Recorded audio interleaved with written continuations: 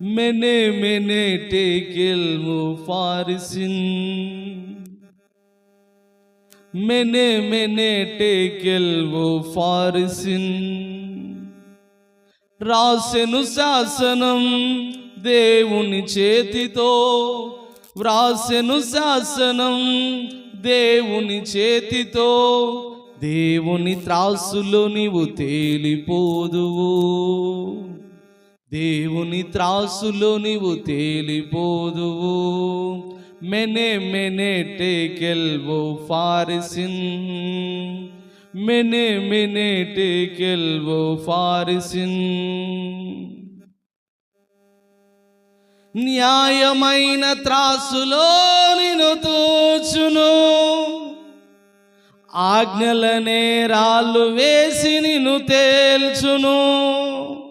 ఏంటంట?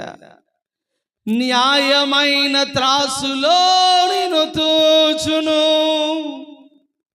ఆజ్ఞలనే రాళ్ళు వేసి నిన్ను తేల్చును. రాజగు బెల్షాజరు తేలిపోయెను. ఎవరు? రాజగు బెల్షాజరు తేలిపోయెను. మరి నీ గతి ఏమవుతుందో తెలుసుకో, మరి మన గతి ఏమవుతుందో తెలుసుకో. మెనే మెనే టేకెల్వో ఫారిసిన్, మెనే మెనే టేకెల్వో ఫారిసిన్. దేవుడు నీకు అప్పగించబడినటువంటి తలాంతుల విషయమై, వరముల విషయమై, ప్రభుత్వం విషయమై, అధికారము విషయమై, హోదా విషయమై నిన్ను దేవుడు లెక్కడుగుతాడు.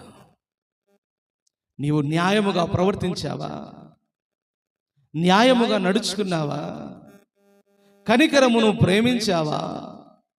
దీన మనసు కలిగి దేవుని ఎదుట ప్రవర్తించావా? ఇది ఏ దేవుడు నిన్ను అడుగుతాడు.